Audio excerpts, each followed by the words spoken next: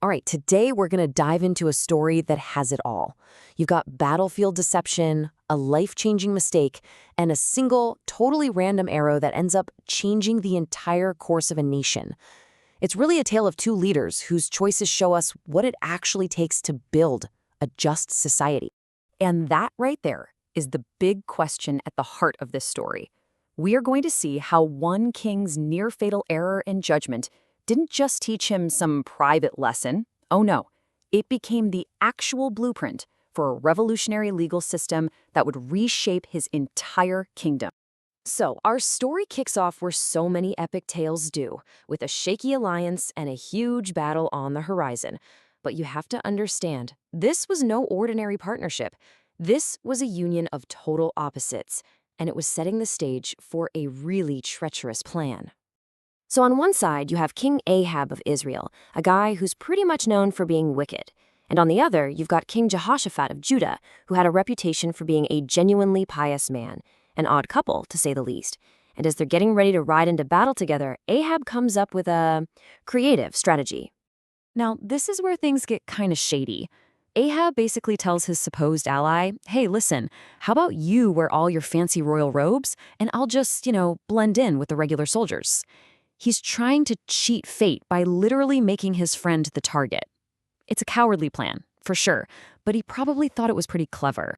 Here's the kicker, though. The enemy army had been given one single objective: take out the king of Israel. Ignore everybody else. So, naturally, when they see King Jehoshaphat decked out in his royal gear, they think, bingo, that's our guy, and they immediately swarm him. But just as they're about to close in, Jehoshaphat cries out to God, and suddenly, the commanders realize their mistake. They pull back, and Jehoshaphat's life is spared. And this is where the story just pivots on this moment of beautiful, perfect irony. Ahab, the king who cooked up this meticulous scheme to escape his own destiny, is about to meet it in the most random, unexpected way you could possibly imagine. I mean, just think about this. Some anonymous soldier, not aiming at anyone in particular, just lets an arrow fly into the chaos of the battle. And that one arrow finds the one tiny gap in the armor of the one man everyone was looking for, the man who was in disguise. The disguised King Ahab is hit, and it's a fatal wound. And get this, even after he's hit, Ahab has his men prop him up in his chariot to face the enemy. He's literally bleeding out as the battle is still raging. And then, at sunset, he dies. The mastermind behind the whole deception is the only king who falls that day. Okay, so Jehoshaphat returns home, having survived this unbelievable brush with death. But his ordeal, it is far from over. See, he might have escaped the enemy's swords, but he can't escape the consequences of his own terrible judgment. A spiritual reckoning is waiting for him. The moment he arrives at his palace, he's met by a seer named Jehu, who confronts him with this absolutely piercing question. It just cuts right to the heart of it all. Why would a good king team up with a wicked one?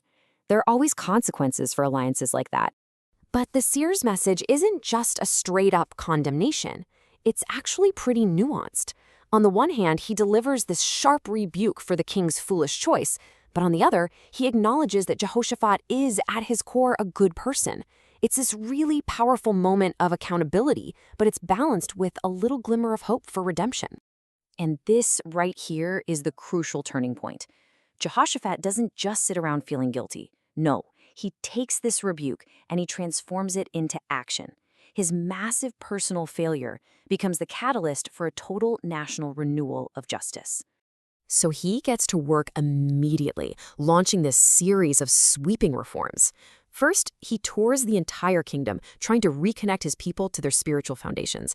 Then, he builds a whole new justice system from the ground up, appointing local judges in every major city and even creating a Supreme Court in the capital. This isn't just some small policy change. It is a complete overhaul of his nation's legal structure. And he gives these new judges one heck of a mission statement. He tells them their verdicts aren't just for other people, they're for God. This completely elevates their job from just some civic duty to a sacred responsibility. The ultimate authority they have to answer to isn't the king, it's the Lord himself. So what did this new system actually look like?